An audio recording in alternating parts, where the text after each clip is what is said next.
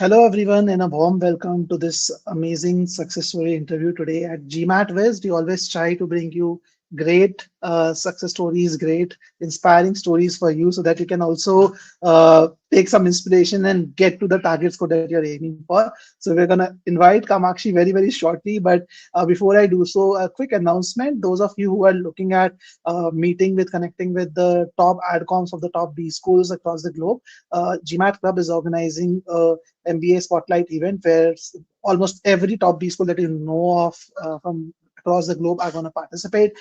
So there are links which have been shared in the chat as well as in the description below. You guys can definitely register for this event, and there's a lot of great learnings you can get, amazing offers, amazing. Some schools also give you a chance to kind of get some waivers on application fees and all of that.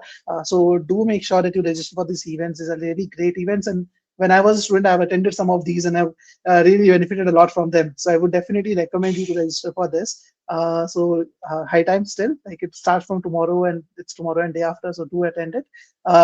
So without any further ado, let's get started with what we are here for today. So Kamakshi's story is a very inspirational story because when she started working on the GMAT, like she has a decently long journey, I would say, on the GMAT, has had her fair shares of successes and failures throughout the way, and she has done really really well to get to that 95th percentile, which is something which can get you into the top B schools across the globe. And one thing which is very very special about her is that she has achieved great scores in most of the like the one of the areas where a lot of people are struggling these days, data insights. In fact, one of the key reasons why we decided to do this interview was to get some amazing tips from her on the data insights section as to how you can score a 96 percentile, because what I'm seeing recently is a lot of people, the most common area where people are struggling is data insights. So we're going to talk a lot about data insights today, but again, it's not about me, it's about Kamakshi's journey. So without any further ado, I would invite Kamakshi.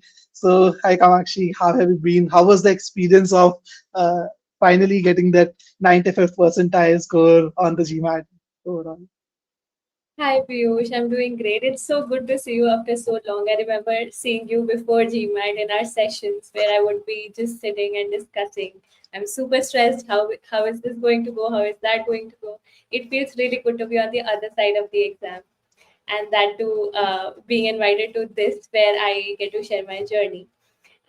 Getting the 95th percentile definitely felt like a big win because I had worked very hard, and especially in DI, which was like in when I started with this, I was the most afraid of DI, and when I ended with this, that is where I scored the best. So it feels really great to be on the other side of this. Right now, I'm working on applications, I'm writing essays, and this process is also equally grueling.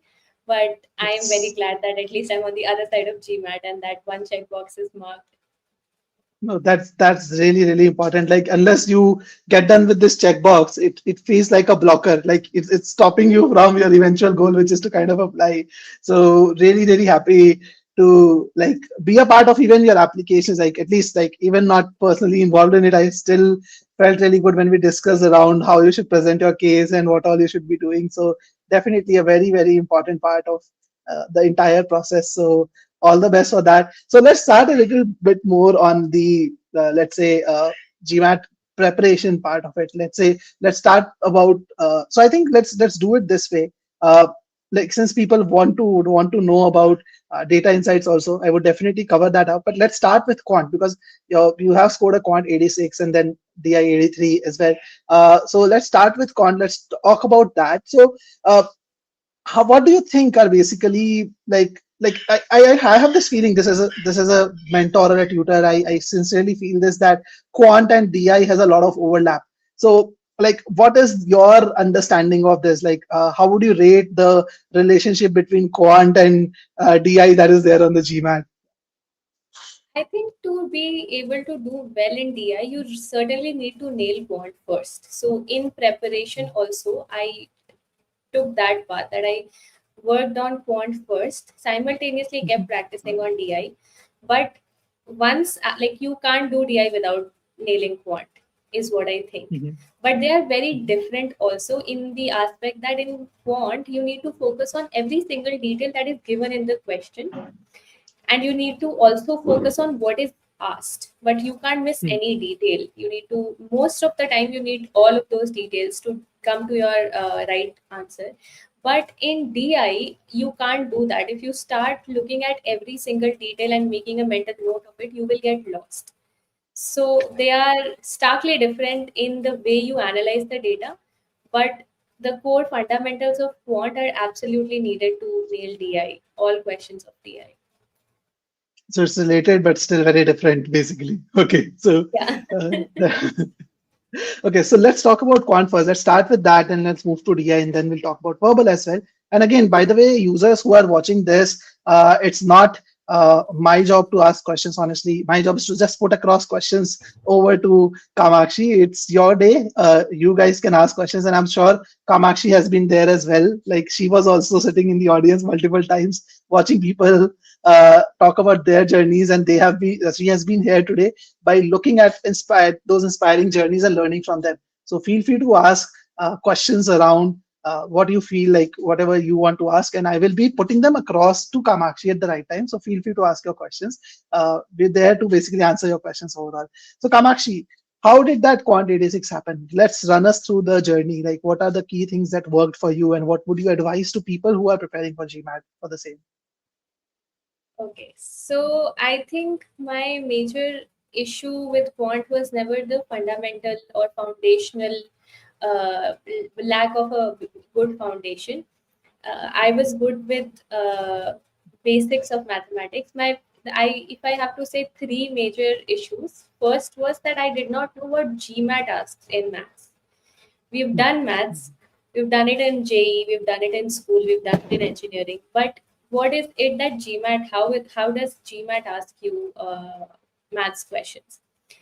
Then I think the other issue with me was that I was doing decently in mocks, but I could not get a very good quant sectional score.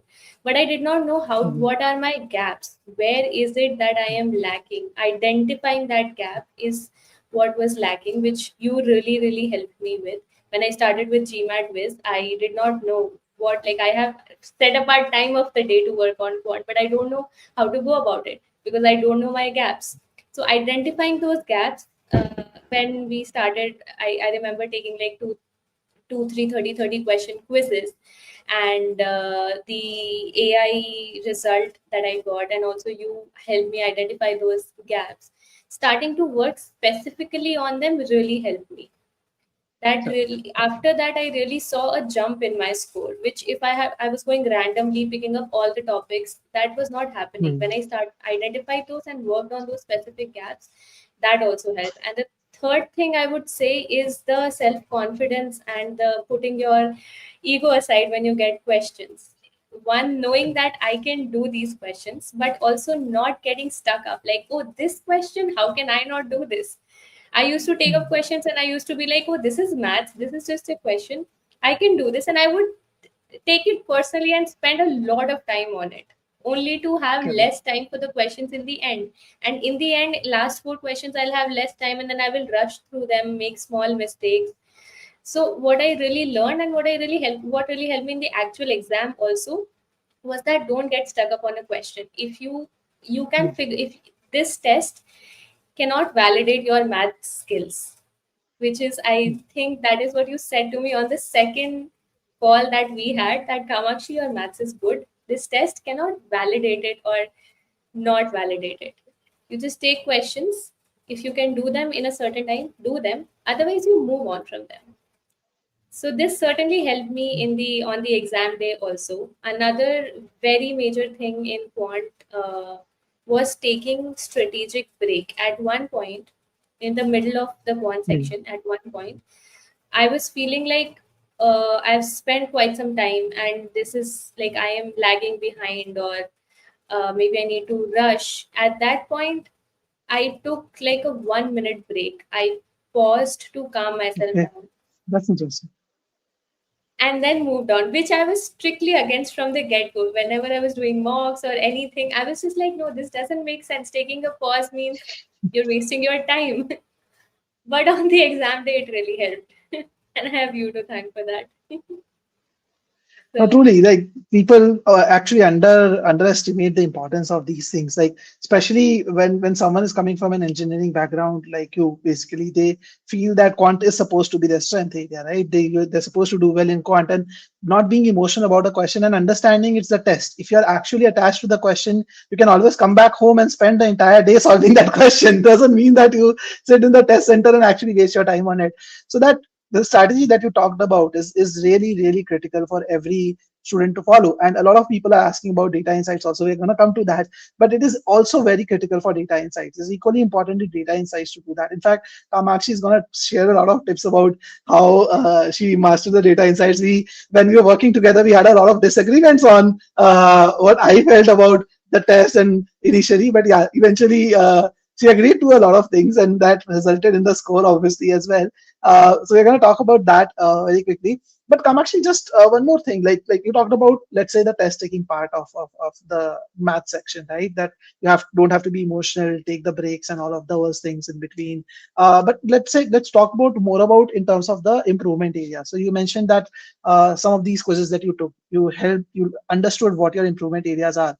But what about, let's say, you're stuck on a particular topic for a long time, right? You're doing it again and again, and you're start seeing that improvement still in that area. What should a student be doing then? Because I'm sure a lot of people face that as a challenge also. I think in quant, it's also important that what is the method you're applying to solve a particular question. Because to deal with a certain problem, there are various ways to go about it. And in quant, it's very important that you figure out that this way works the fastest, or this way is something that works the best on certain types of questions. So various methods, like for instance, there was an allegation method that I had learned, uh, Mhm. and that was basically taking weighted average.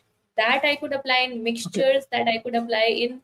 I had never thought of applying it in mixtures before, but once I started doing it, it made the problems much easier.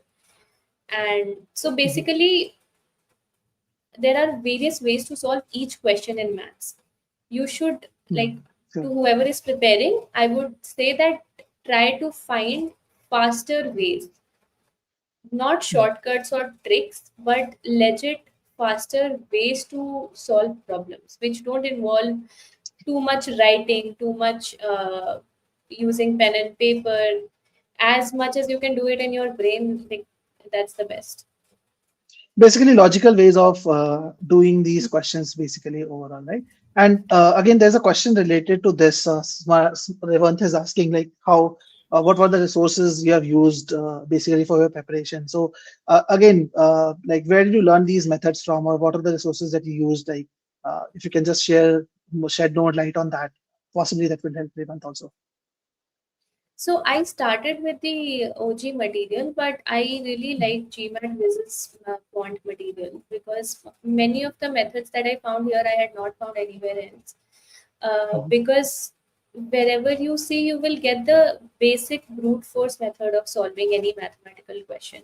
And GMAT honestly doesn't test very extremely difficult. It's not asking you calculus, it's asking you simple things, work rate, time.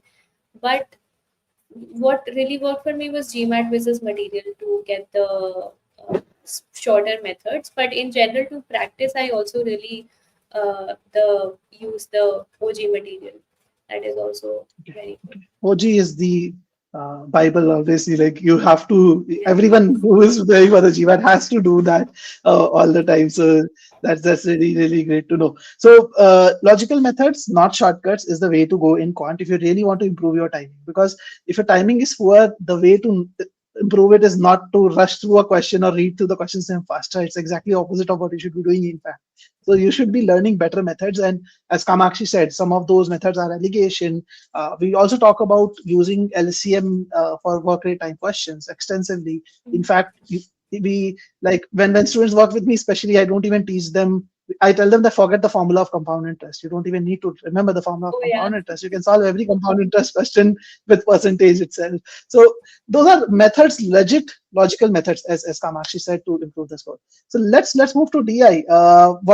Let's start with the question of Yash. What was your plan for preparation in DI? Like, how did you go about doing DI? Like, did you kind of like prepare just randomly with it, or you took up one topic at a time? Like, what was your preparation plan for DI apart from starting from Quant? Obviously, as you said that okay, yes, Quant is somewhere you should start because related skills are there. But apart from that, what were the other things that you did for DI?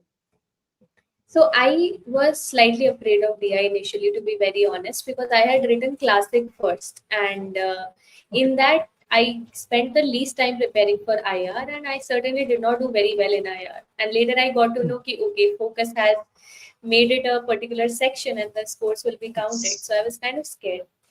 So I started with practice. I was like, I will take this head on. I will practice as many questions as I can, and I will see how I don't get better at DI. But that did not help as much. When I went topic by topic, what are the types of question? There is two-part analysis, there is graph, there is data sufficiency. When I went topic by topic and identified that each of them has a certain approach that works to them. Overall in DI, what one major thing to always remember is don't get lost in a lot of data. You won't always need all of it, because that way it will become very time consuming. Then to prepare, I think I remember discussing two-part graph very extensively with you. I was having problem with graph after even 10 days before my exam. I was like, graph is what will take me down. And we had a conversation. You solved a couple of questions and you asked me to observe and see what I do wrong. Where one very critical thing was that I was not spending enough time on reading the graph. So I would look at it, I would just take a quick look and I will move on to the question stem. But that was a bad approach. What worked for me was sitting with the graph a little bit, seeing all the axes, what is what's saying, all the labels, reading everything properly and trying to make sense of the graph itself. And then moving on to the question stem and looking at it very specifically, what is it that is exactly asked, not misunderstanding it. And another thing that I was struggling with was data sufficiency. Data sufficiency questions. So I had prepared for quant initially. And when you move to DS, most of the concepts are same. So you have the conceptual theoretical idea. So I would take up questions, and from my theoretical estimate, I would answer it and move on. For example, like if you have one of the options has an equation in two variables, let's say 2x plus 3y equal to 4, and another option has another equation in x and y. So I will just be like, "Yeah, okay, two variables, two equations. I will certainly be able to solve it and get a unique answer. So it will either be yes or no, and mark both together are sufficient and move on. But the second equation could be like exactly the first equation. It could be 4x plus 6y equal to 4, which you will cancel out and get the first equation itself. So in cases like this, just putting it on pen and paper with pen and paper, like writing it down and seeing if it works, really helped. And I think the most critical thing in DS is that since you don't have to solve the question, striking the right balance as to mm, avoiding doing extra steps versus not doing the necessary steps is a very critical call that one needs to make. And I think it's also a lot to do with the time pressure that people have on DI section. That okay, you know what, DI is where. If in fact I have a question around that from Alakya, I'm gonna definitely take that up. So DI has a lot of long questions, like very big questions, difficult to attempt in that timeline.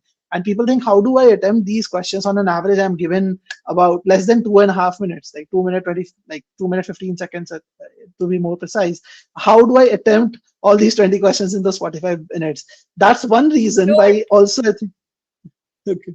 you don't attempt all questions. That's it. That is, I think, the secret here. Don't attempt all 20 questions. You don't need to attempt all 20 questions to get a 97, 96 percentile.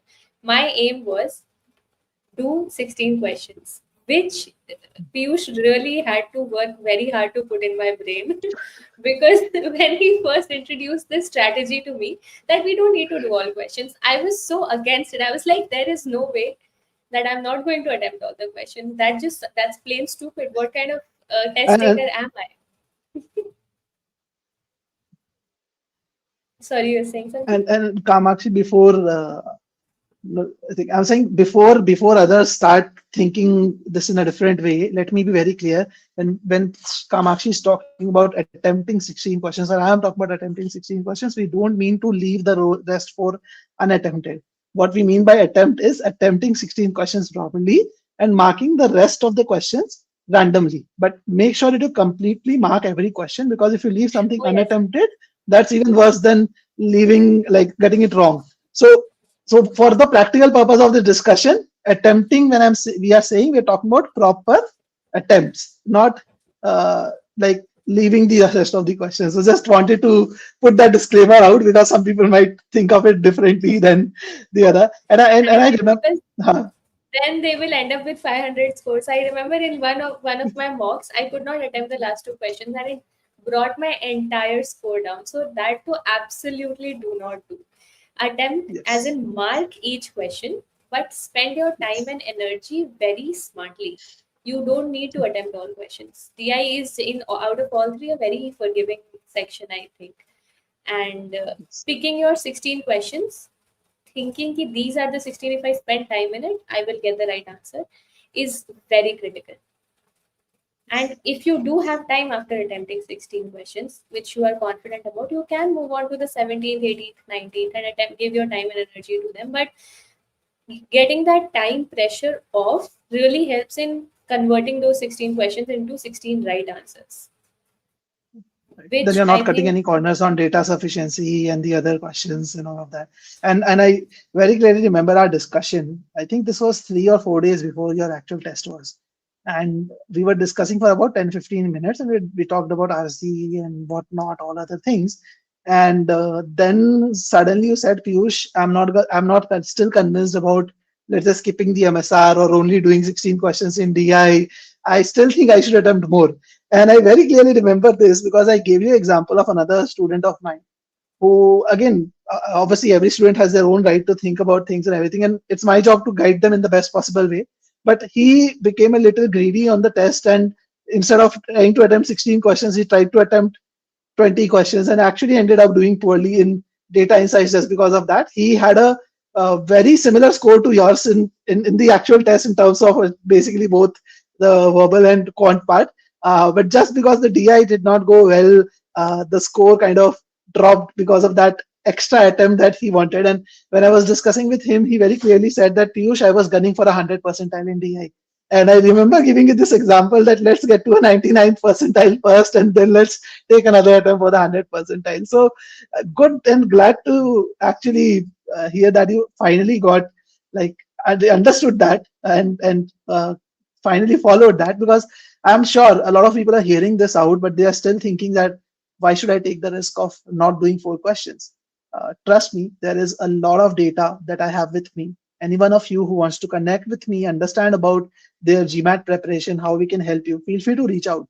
And on the discussion, while the discussion, I'm happy to share the data with you guys. So I've seen people getting 4 questions wrong in the last 6 questions and still getting a 99 percentile on the test. So you can actually get to a 99th percentile also with that. And I'm sure, like, obviously, like, you have to get to that 16 questions right. Eventually, how many questions did you get right, Kamakshi, in the DI section? Do you remember that? I think I got 17. Right, 17, right? Okay, so did you skip that MSR part, or like how did you do that? Basically. No, no. MSR I was good at.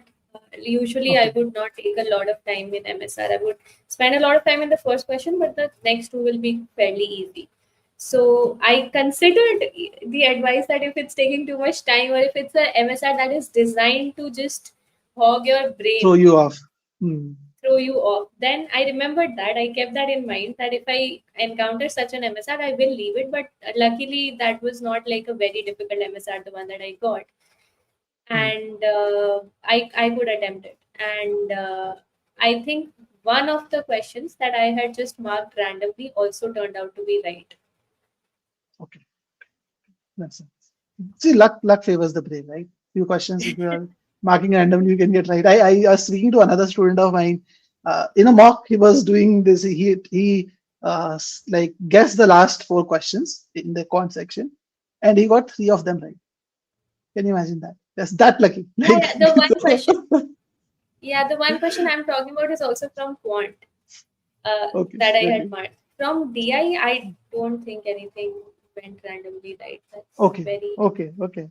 yeah. How Yeah, did you manage long questions in it has DI been almost section? a month. Yeah.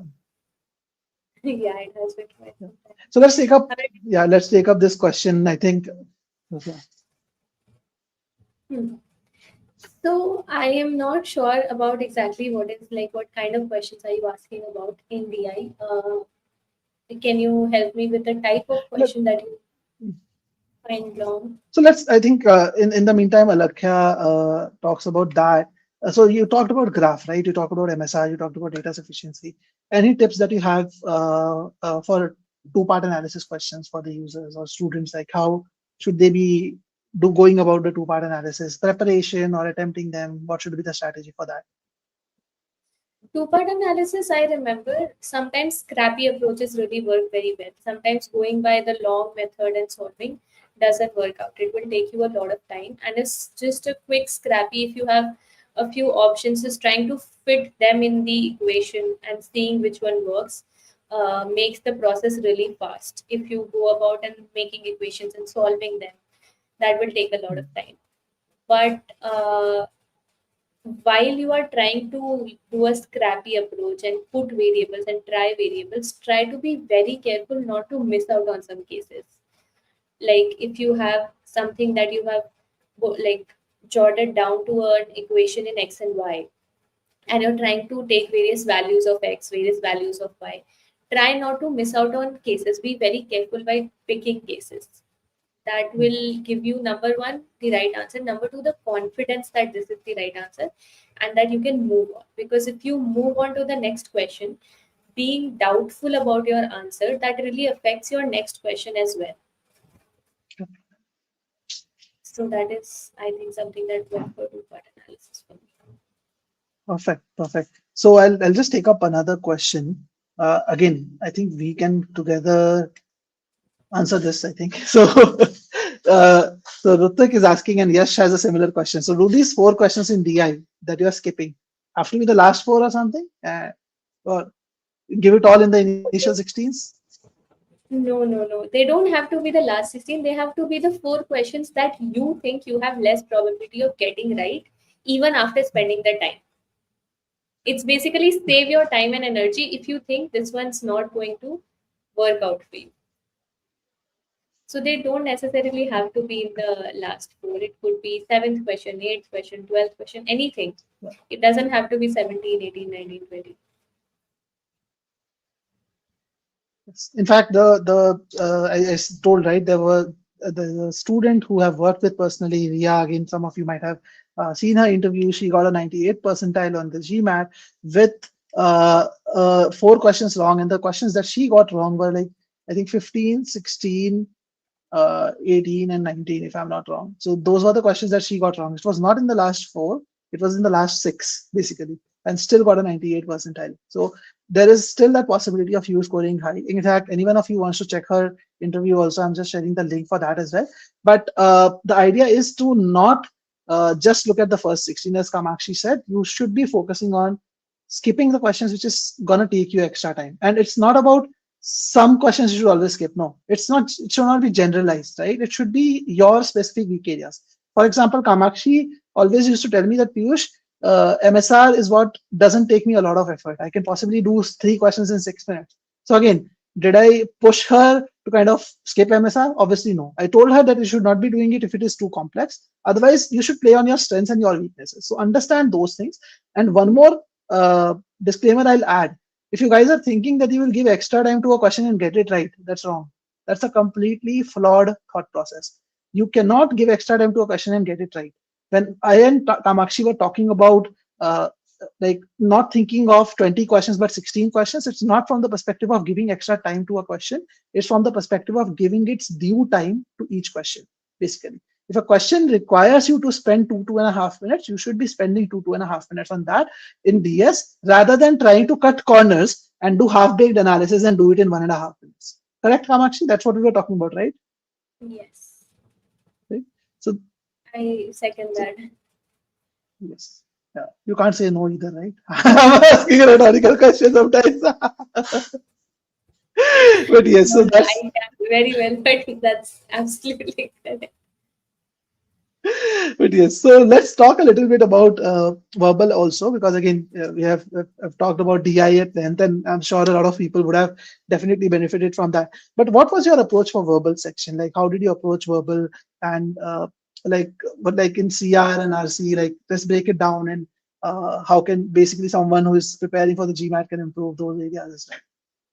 I think in verbal, CR was my weak area more than RC. I had to work hard on getting CR right. Uh, in CR, also identifying just mad practicing initially was not helping me a lot. In CR, also again, Sunita ma'am really helped, and we identified the kind of questions that I'm getting wrong. In CR, also going to there are this many type of questions. This is what I'm good at. Evaluate assumption, finding out if I'm doing if inference wrong, or finding out my gap and practicing that. And also another thing was slow reading that really helped, because I would read very fast. I would read the entire sentence in one go, and then I would move on to the second sentence. But and then I would spend a lot of time on each of the options. I will go back and forth. I will go back to the question stem. That is what was taking me a lot of time, and still sometimes I would get the answer right. Sometimes I would not get the answer right. So in this, Sunita ma'am really just sat me down and she was like, "You forget about the time. You just read the question stem as slow as you can and make a mental note of whatever it is saying. If it is some X statement, if X, therefore Y kind of structure, then you Mhm. solidify that in your brain. If this is happening, then this is happening. And then you move on to the options. And when once I started to do that, once I started to spend time on the question stem, then eliminating answers would not take me as much time. And another thing that I learned really close to the exam, which really helped me, was putting down A, B, C, D, E on the sheet and crossing whatever I have eliminated once. Because sometimes what happens is that You you, eliminate something and then when you forget that. yeah, you in your mind, if you're eliminating something in like 2 seconds, the first time you doubt something, you will go back to that option. You'll be like, maybe मैंने उसको गलत eliminate कर दिया है. So once you've eliminated something on the paper, then you don't go back to that. You don't second guess your Okay. own self, and you find the answer and you're confident in that answer, which really helped me with the next question also, not only that particular question. So these are some of the That's things: reading the question stem slowly and eliminating options instead of selecting options, and not going back and forth, not second guessing yourself. If you spend time in one go, then there is no point of second guessing yourself. And in verbal, I would also say what did not work well for me is not sticking to my strategy. I had strategized before that I will not attempt the last three questions, because I used to face the time issue a lot in my mocks. I was not able to get to the last question in time. So in the last 7, 8 questions, I would just be running. I would just be rushing, and I would hmm. get all of them Hmm. wrong. So I had strategized, and this strategy was working for me in the mocks, that you don't attempt the last three questions. Your aim should only be reaching till there. And while, like in mocks, when I was doing that, it was working really well for me. But on the exam day, I got a little greedy in verbal. I was like, no, no, I have Okay. time. I can reach the end. And that is why most of my mistakes happened in the last 6 to 7 questions. I got them wrong one after the other. And that really brought down my Okay. score. So that is something I would advise people not to do. If you are selecting a certain one, stick to your strategy. Whatever works well for you is going to work well for you on the exam day. Don't get greedy on the exam day.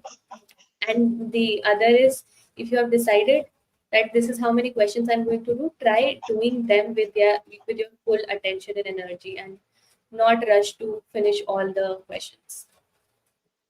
That's really really important, because in fact, changing the strategy on the exact test day, like there are people who set up calls with me sometimes like just 2 days before the GMAT, and they asked me, Piyush, what can I do in the last 2 days? Like, again, I'm not talking about GMAT students. Obviously, GMAT students are in touch, so they have been using our strategies and everything for quite a long time. So obviously, I keep talking to them even a day before the test. But I've talked about new students sometimes come to me and ask for advice 2 days before the test. I always tell them one single thing: don't change anything.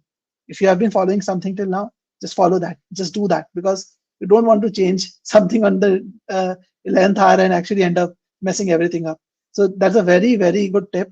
And again, I know, Kamakshi, there's a lot of steam left in you still to kind of do more than what you have achieved. So who knows, we'll be doing another discussion with you sometime in December when if you decide to take the test again and improve it further from there. Because like I've seen you personally, I've seen you scoring almost equally well in all three areas. It doesn't happen on the same day for all the three areas. But yes, we can.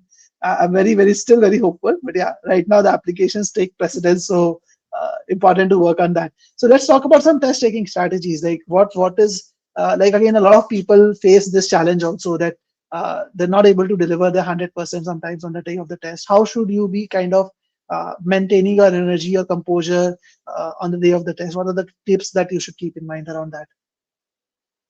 So I would say that I really got lucky with starting to work with GMATWhiz before my exam, because this particular part of exam taking strategies is what gave me a big boost on the exam day. Listening to my mentors really helped. Both of them, Piyush and Sunita, really told me to first believe in myself. I used to question and go back and check a lot. I used to spend a lot of time on rechecking.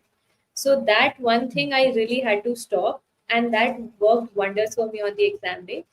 That don't recheck, don't doubt yourself. That will not only affect the current question, but it will also set the tone for the rest of the exam. So that is something I would highly advise people to not do. Don't doubt yourself or go back and recheck again.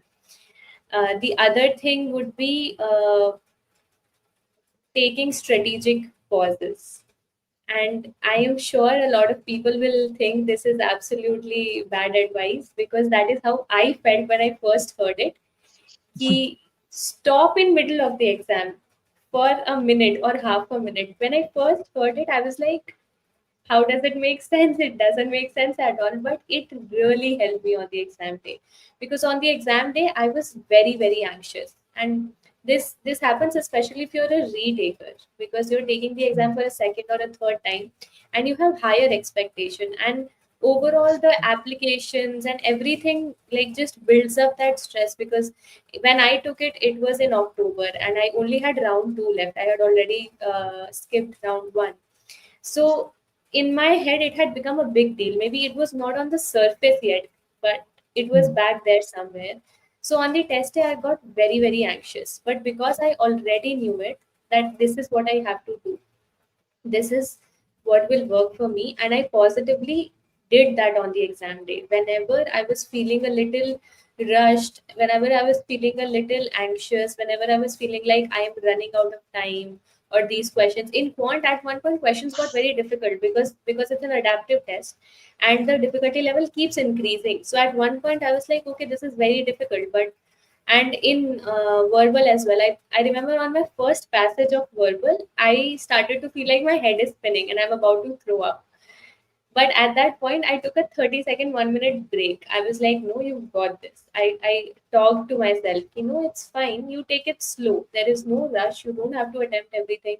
You just take it slow, take it easy, calm yourself down. And then when I went back to the questions, I did much better than I would have had I not taken that break. So taking the breaks is, I would highly recommend And it which if section did you somebody. take this break? Uh, in quant, I took a little 30-second break. In verbal, I took a full 1 minute break on the third question, the RC question itself. So both of these breaks really helped. And I remember when you had introduced the idea to me, I was not very convinced. And then Piyush put it like, it's a strategic pause, Kamakshi. Think of it this way. And when I started thinking of it that way, that is all it took. I started implementing it in my mocks, and it also I really also helped in I my also told you study. my own story for RC. Yeah. Yeah. Yes, I've done that several times in a lot of tests, and Always works out well. Always works out well. When you're stressed, you stay in that moment. You mess up one thing after the other. And those who are still thinking that okay, the 30 second, how can I afford to do that? Kamakshi scored 86 in Quant with the 30-second break still, right? And, and in fact, the third question in verbal, very, very critical. In fact, anyone who wants to understand the test, GMAT test, you cannot afford to make a mistake in first three questions. Point blank, you cannot afford to make a mistake in first three. You make a mistake in first three, one mistake, still you can kind of pull up your score with very good attempt later. But if you make two mistakes in the first three, you're doomed. You're doomed for the day. You can't do anything. In fact, Quant is very unforgiving these days. The scores that we are seeing, it's really unforgiving. Even a single mistake in the first three could lead to a low score. But yeah, in verbal and DI, two mistakes in the first three, you're doomed. One mistake also is a bad thing to happen. So taking the break at that third question is, I think, a very, very good strategy. A lot of people don't do that. They think, okay, I'm just into the test. How can I afford to do it? But real good job there, I think.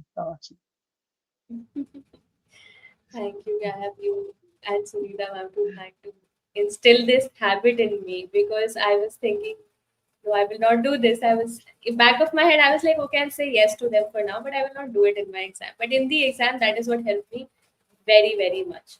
And the third thing that really helped me was again trying not to rush and finish the exam, because GMAT essentially is not an exam of how good you are at maths, verbal, or DI. It is just how good are you at taking this test. So if you have that nailed down, that is the best thing you can do for your own score, I think. Yeah. So those It's three all would about be awareness. my best.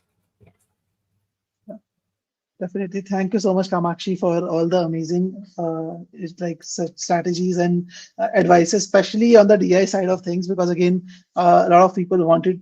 Like I know I'm seeing people, I'm talking to people every single day who are actually struggling to master the data insights section. So great insights on the same. I would recommend all of you to follow insights given by Kamakshi. And in case you want to talk to us about your case, feel free to reach out to us. We're always happy to discuss your case and help you get to this like the same score range or even better, like who knows. So please feel free to reach out and make sure that you follow the advices given by Kamakshi. So thank you so much for taking out time in the middle of the entire application process and the other great things that you're doing. I know those personally. So keep doing the great work, and yeah, who knows, we take another attempt in December, and yeah, come back again, discuss the next steps also with the people. Yes. Absolutely, absolutely. And I really have to give a huge shout out to Piyush and Sunita. Both of them really helped me.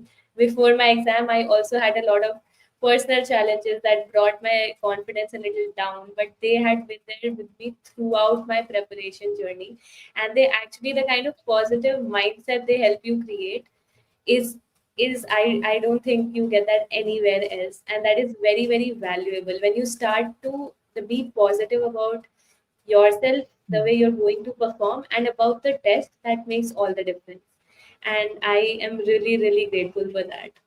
So thank you The so feeling much. is mutual. You have always been very hardworking. You always, again, we have had our disagreements, but again, that's all in good faith, basically. So it always like is good to see someone putting in real effort on working on things, and you're never shying away from the effort. And I do see people who come to me saying, "Piyush, you know what? I've already done this much prep. I know everything. I'm just tell me what change I need to make. Some small strategies here and there, and I want to get to the score." But I always felt found you as someone who wanted to go through the grind, put the hard work in. So the feeling is mutual. It was really, really great working with you. Not that we're ending our discussion here, but still, it was really great working with you, and all the best on the application part as well. Okay. Thank Thank you you. so Thank much. you so much. Thank you.